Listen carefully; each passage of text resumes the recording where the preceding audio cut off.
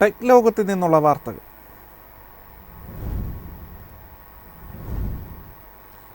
India US നിർദ്ദിഷ്ട സ്വതന്ത്ര വ്യാപാര കരാറിൽ നിന്ന് സോളാർ ഉൽപ്പന്നങ്ങളുടെ തീരുവ ഒഴിവാക്കണമെന്ന ആവശ്യം.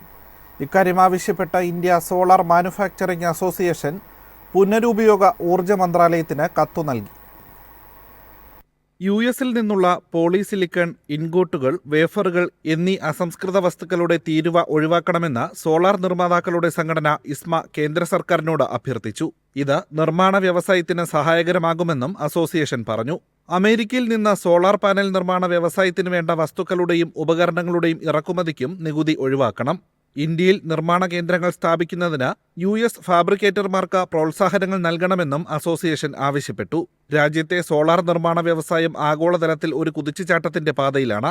വ്യാപാര നയങ്ങൾ സഹായകരമായാൽ ഉഭയകക്ഷി വ്യാപാരം ശക്തമായി മുന്നേറുമെന്നും സംഘടന അഭിപ്രായപ്പെട്ടു. News desk Myfin TV. April 1 മുതൽ India Google tax ഒഴിവാക്കിയേക്കും. Google, Meta തുടങ്ങിയ വിദേശ ടെക് കമ്പനികളുടെ ഓൺലൈൻ പരസ്യ സേവനങ്ങൾക്ക് ഏർപ്പെടുത്തിയിരുന്ന 6% ഇക്വലൈസേഷൻ ലെവിയാണ് ഒഴിവാക്കുക. ധനകാര്യ ബില്ലിലെ ഭേദഗതികളുടെ ഭാഗമായി ഏപ്രിൽ 1 മുതൽ ഡിജിറ്റൽ പരസ്യ നികുതി നിർത്തലാക്കിയേക്കും.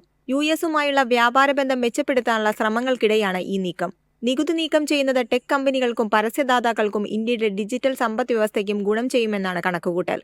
2016-ലാണ് ഇക്വലൈസേഷൻ ലെവി നിലവിൽ വന്നത്.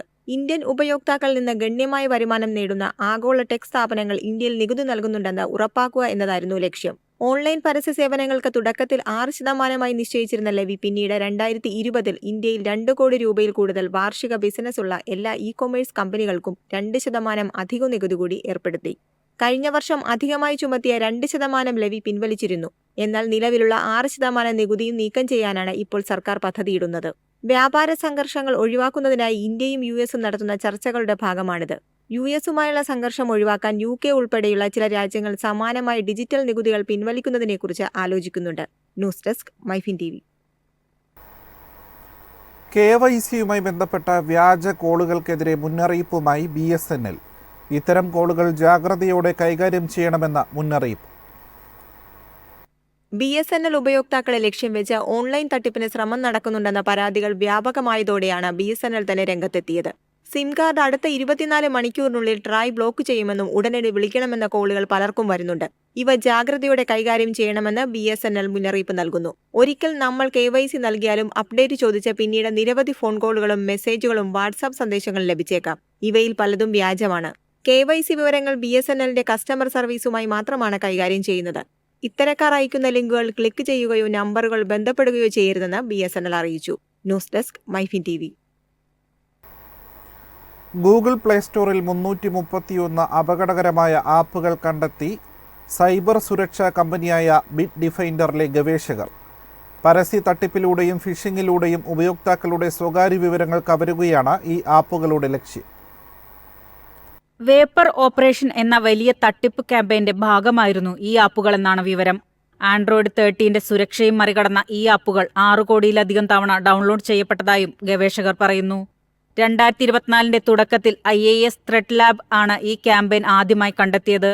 ഈ ആപ്പുകൾ പരസ്യങ്ങൾ ഉപയോഗിച്ച് ഉപഭോക്താക്കളുടെ ക്രെഡൻഷ്യലുകൾ മോഷ്ടിക്കുകയും ക്രെഡിറ്റ് കാർഡ് വിശദാംശങ്ങൾ പോലും ചോർത്തുകയും ചെയ്യുന്നു. തുടർന്ന് ഈ അപകടകരമായ ആപ്പുകൾ ഗൂഗിൾ പ്ലേ സ്റ്റോറിൽ നിന്നും നീക്കം ചെയ്തിരുന്നു. ആരോഗ്യ ട്രാക്കറുകൾ, QR സ്കാനറുകൾ, നോട്ട് ടേക്കിംഗ് ടൂളുകൾ, ബാറ്ററി ഒപ്റ്റിമൈസറുകൾ തുടങ്ങിയ വിഭാഗങ്ങളിലായി 331 ആപ്പുകൾ ഇപ്പോൾ ഈ തട്ടിപ്പ് ഓപ്പറേഷനിലുണ്ടെന്ന് ബിറ്റ് ഡിഫൻഡർ റിപ്പോർട്ടിൽ പറയുന്നു. ഈ ആപ്പുകളിൽ aqua tracker, click save downloader, scan hawk എന്നിവ ഉൾപ്പെടുന്നു. ഇവയെല്ലാം 10 ലക്ഷത്തിലധികം തവണ ഡൗൺലോഡ് ചെയ്യപ്പെട്ടിട്ടുണ്ട്. 1 ലക്ഷം മുതൽ 5 ലക്ഷം വരെ ഡൗൺലോഡുകൾ ലഭിച്ച ട്രാൻസ്ലേറ്റ്, സ്കാൻ, ബീറ്റ് വാച്ച് ആപ്പുകളും ഇതിൽ ഉൾപ്പെടുന്നു. 2024 ഒക്ടോബറിനും 2025 മാർച്ചിനും ഇടയിലാണ് ഈ ആപ്പുകൾ ഗൂഗിൾ പ്ലേ സ്റ്റോറിൽ അപ്ലോഡ് ചെയ്തത്. ബ്രസീൽ, അമേരിക്ക, മെക്സിക്കോ, തുർക്കി, ദക്ഷിണ കൊറിയ എന്നിവിടങ്ങളിലാണ് ഈ ആപ്പുകൾ ഏറ്റവും കൂടുതൽ ഡൗൺലോഡ് ചെയ്യപ്പെട്ടത്. ഇന്ത്യയിലും ഇത് വലിയ ഭീഷണിയായി മാറിയിരിക്കുന്നുവെന്നും ഗവേഷകർ ചൂണ്ടിക്കാട്ടുന്നു. News desk Myfin TV. Chat ബോട്ടുകളുമായുള്ള അമിത സൗഹൃദം, ഏകാന്തത, ഒറ്റപ്പെടൽ ഉൾപ്പെടെയുള്ള നിരവധി മാനസിക പ്രത്യാഘാതങ്ങൾ ഉണ്ടാക്കാമെന്ന് പഠനം. ഓപ്പൺ എഐയുടെ നേതൃത്വത്തിൽ നടന്ന പഠനത്തിലാണ് ഇക്കാര്യം വിശദമാക്കുന്നത്.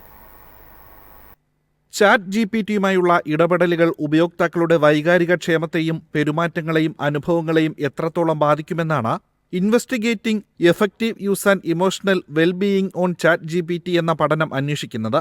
28 ദിവസം നീണ്ട പരീക്ഷണത്തിൽ 1000-ഓളം പേർ പങ്കെടുത്തു. ചാറ്റ് ബോട്ടിന്റെ ദൈനംദിന ഉപയോഗം, വ്യക്തികളുടെ ഏകാന്തത, അമിത ആശ്രയത്വം, തെറ്റായ ഉപയോഗം, കുറഞ്ഞ സാമൂഹിക ബന്ധം എന്നിവയൊക്കെ പഠനവിധേയമാക്കി. ജർമ്മനി, സ്വിറ്റ്സർലാൻഡ്, ഇസ്രായേൽ, US എന്നീ രാജ്യങ്ങളിലെ ഗവേഷകർ സംയുക്തമായി നടത്തിയ പഠനം നേച്ചർ മാഗസിനിലാണ് പ്രസിദ്ധീകരിച്ചത്. ചാറ്റ് GPT-യുമായി നിരന്തരം സംസാരിക്കുന്നത് ഉപയോക്താക്കളിൽ ഏകാന്തതയും ചാറ്റ് ബോട്ടിനോടുള്ള വൈകാരിക വിധേയത്വവും വർദ്ധിക്കുന്നതായും പഠനം പറയുന്നു. ഇതേ വിഷയത്തിൽ MIT മീഡിയ ലാബും പഠനം നടത്തിയിട്ടുണ്ട്. AI ചാറ്റ് ബോട്ടുകൾക്ക് ദൈനംദിന ജീവിതത്തിൽ സ്വീകാര്യത കൂടിയതിനാൽ അത് ഉപയോക്താക്കളിൽ ഉണ്ടാകാവുന്ന സ്വാധീനത്തെക്കുറിച്ചുള്ളതായിരുന്നു പഠനം. News desk Myfin TV. ബംഗളൂരുവിലെ ബോയിങ് ഇന്ത്യ എഞ്ചിനീയറിംഗ് ടെക്നോളജി സെന്ററിൽ നിന്ന് 180 ജീവനക്കാരെ പിരിച്ചുവിട്ടു. അമേരിക്ക കഴിഞ്ഞാൽ കമ്പനിക്ക് ഏറ്റവും വലിയ നിക്ഷേപമുള്ള ക്യാമ്പസുകളിലൊന്നാണ് ബംഗളൂരു. ആഗോളതലത്തിൽ ജീവനക്കാരുടെ എണ്ണം കുറയ്ക്കുന്നതിന്റെ ഭാഗമായാണ് പിരിച്ചുവിടലുണ്ടായതെന്നാണ് വിവരം. ജീവനക്കാരുടെ എണ്ണം 10% കുറയ്ക്കുമെന്ന് ബോയിങ് നേരത്തെ പ്രഖ്യാപിച്ചിരുന്നു. ബോയിങ്ങിന്റെ ഇന്ത്യയിലെ 7000-ഓളം ജീവനക്കാരിൽ 6500 പേരും ബംഗളൂരുവിലെയും ചെന്നൈയിലെയും BIETCയിലാണുള്ളത്. അത്യാധുനിക എയ്റോസ്പേസ് എഞ്ചിനീയറിംഗ് ജോലികളാണ് ഇവിടെ നടക്കുന്നത്. 2024 ജനുവരിയിൽ ഉദ്ഘാടനം ചെയ്ത ബംഗളൂരുവിലെ ബോയിങ്ങിന്റെ ക്യാമ്പസ് US പുറത്തുള്ള കമ്പനിയുടെ ഏറ്റവും വലിയ നിക്ഷേപങ്ങളിലൊന്നാണ്. News desk Myfin TV.